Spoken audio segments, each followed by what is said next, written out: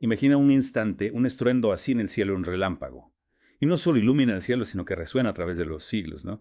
Transformando la fe de muchísimas personas, e incluso dejando huella en una lengua principal. Increíble. Hoy nos vamos a sumergir en la vida de Martín Lutero, nacido el 10 de noviembre de 1483, falleció el 18 de febrero de 1546, un teólogo, fraile y reformador, cuyas acciones fueron la chispa de la Reforma protestante. Tenemos aquí documentos históricos que nos permiten desentrañar la trascendencia de Lutero para ti que buscas comprender estos momentos de la historia de forma ágil pero completa.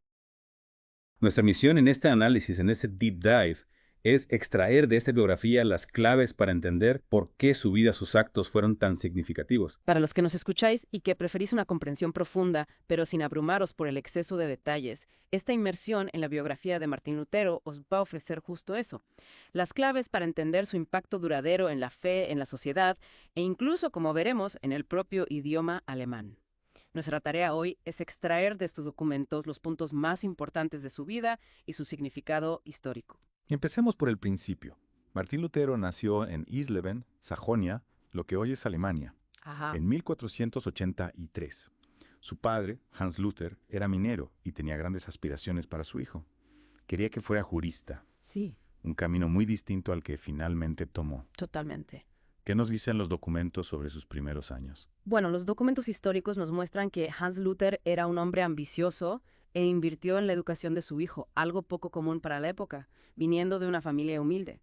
Martín demostró ser un estudiante brillante y su padre le encaminó hacia esa prometedora carrera en leyes. En 1500, uno ingresó en la Universidad de Erfurt, obteniendo la maestría en artes en 1505. Una formación sólida que sentó las bases de su pensamiento crítico, aunque en un ámbito alejado de la teología. Claro. Pero como bien dices, su destino dio un giro inesperado. Aquí es donde la historia se vuelve interesante. Sí. Cuenta la biografía que en 1505 Lutero vivió un acontecimiento crucial, una tormenta eléctrica. Ajá. Aterrada por la violencia del rayo, hizo un doto a Santrana, la patrona de los mineros, prometiendo entrar en un monasterio si sobrevivía. Wow. Y así fue. Cumplió su promesa. Ingresó en la Orden de los Agustinos. Increíble. Un cambio radical, ¿no te parece? Desde luego. Impresionante. Para ti que escuchas, ¿puedes imaginar pasar de una prometedora carrera legal a la estricta vida monástica por un instante de temor, una promesa? Es que este suceso, este cambio, nos ilustra perfectamente la profunda religiosidad de la época y cómo una experiencia personal podía cambiar el destino de una persona. Dentro del monasterio, Lutero se dedicó con fervor al estudio de las Sagradas Escrituras. Fue ordenado sacerdote en 1507, un paso más en su camino religioso. Claro. Pero su búsqueda de la verdad y su estudio de la Biblia le llevaron inevitablemente a cuestionar ciertas doctrinas. Su sed de conocimiento no se detuvo ahí. Continuó sus estudios en la Universidad de Wittenberg. Ajá. Y es allí donde las semillas de la duda, como decíamos, empezaron a germinar. Empezó a cuestionar ciertas doctrinas de la Iglesia. ¿Qué fue lo que encendió la chispa de la Reforma? ¿Qué encontraron los biógrafos que marcó ese punto de inflexión? Pues lo que realmente actuó como catalizador, según los documentos, fue su indignación ante la práctica de la venta de indulgencias. Ajá. En 1517, el monje Johann Tetzel estaba promoviendo esta práctica, Claro. ofreciendo el perdón de los pecados a cambio de donaciones. Sí. Esto chocaba con la comprensión que Lutero tenía de la fe y de la gracia divina. Para él, la salvación era un don gratuito de Dios, alcanzable a través de la fe en Jesucristo, no mediante la compra de favores espirituales. Claro. Interesante, ¿no? Y de esa convicción surgió un acto que resonaría en toda Europa: la redacción de las 95 tesis. Exacto. Estamos hablando de 1517. En ellas, Lutero no solo denunciaba los abusos de la Iglesia, en particular la venta de indulgencias, sino que también proponía una reforma radical basada en la justificación por la fe. Es decir, la creencia de que la salvación se alcanza a través de la fe en Dios, y no por las buenas obras o la adquisición de indulgencias.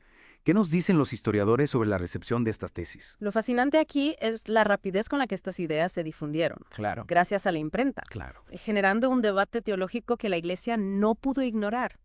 La controversia creció exponencialmente hasta que, en 1520, el Papa León X emitió la bula papal Exsurge Domine, exigiendo a Lutero que se retractara. Piensa por un momento en la valentía de este hombre, Claro. desafiando a la máxima autoridad religiosa de la época. Y la respuesta de Lutero fue un acto de desafío sin precedentes. Quemó públicamente la bula papal. Tremendo. Imagínate la audacia. Para ti que escuchas, considera el simbolismo de quemar un documento que representaba el poder y la autoridad del Papa. Rompedor. Con ello, la ruptura con la Iglesia ya era inevitable. Claro. En 1521 llegó la excomunión. Exacto. Pero el conflicto no terminó ahí. No. ¿Qué otros desafíos enfrentó Lutero? Ese mismo año, 1521, fue convocado a la Dieta de Worms. Ajá. Una asamblea solemne ante el emperador Carlos Benz, donde se le ordenó de nuevo retractarse de sus creencias. Y su negativa, argumentando que solo se sometería a la autoridad de las Sagradas Escrituras, lo convirtió en un símbolo de la conciencia individual frente al poder. Increíble. Como resultado, se promulgó el Edicto de Worms, que lo declaró hereje y proscrito, poniendo en peligro su vida. Ante esta amenaza, Lutero encontró refugio en el castillo de Wartburg, bajo la protección del elector Federico el Sabio. Y que aquí sucede algo realmente transformador, algo que impactó no solo la religión, sino también la lengua alemana. ¿De qué estamos hablando? ¿Por qué este periodo fue tan crucial? Nos referimos a su traducción del Nuevo Testamento al alemán. Ajá. Un trabajo que realizó durante su estancia en Wartburg. Claro. Lo fascinante aquí, y algo relevante para ti que te interesa el impacto del lenguaje, es que al hacer la Biblia accesible al pueblo en su lengua, Lutero no solo democratizó el acceso a las escrituras, sino que también sentó las bases del alemán moderno. Increíble. Su traducción unificó dialectos regionales y estableció una norma lingüística con un impacto cultural enorme. Absolutamente. Un ejemplo de cómo un acto con una motivación religiosa profunda puede tener consecuencias lingüísticas de largo alcance. En 1522, Lutero regresó a Wittenberg y comenzó a organizar lo que se convertiría en la Iglesia luterana. Sí, Esto implicó profundas reformas en la liturgia y en la doctrina. ¿Cuáles fueron los cambios más significativos? Bueno, se rechazó la autoridad del Papa, se enfatizó la salvación solo por la fe, se simplificaron los sacramentos, se fomentó el uso de la lengua vernácula en sus servicios religiosos. Ajá. Otro acto revolucionario fue su matrimonio con Catalina de Bora en 1525. claro. Catalina era una exmonja Sí. y su matrimonio sentó un precedente para el clero protestante, desafiando la tradición del celibato, un cambio social muy significativo. Este periodo de la Reforma también estuvo marcado por convulsión social y política.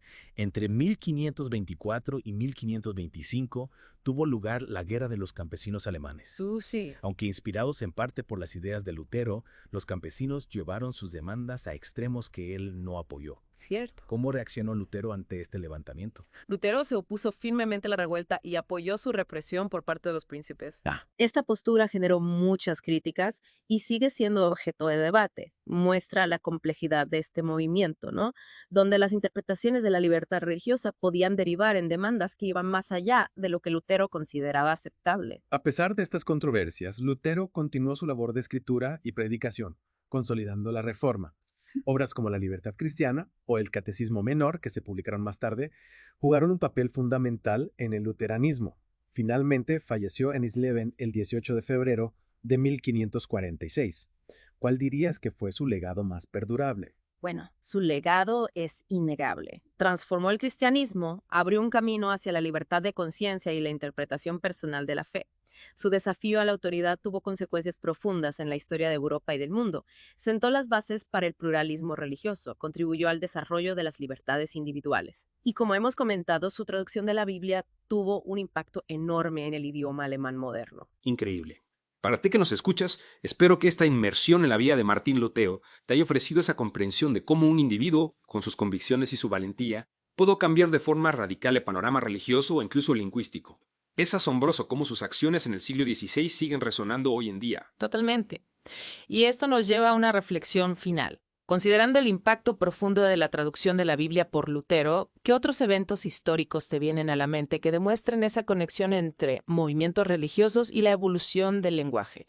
Piensa en cómo el acceso a la información en la lengua materna puede ser un catalizador para el cambio social y cultural.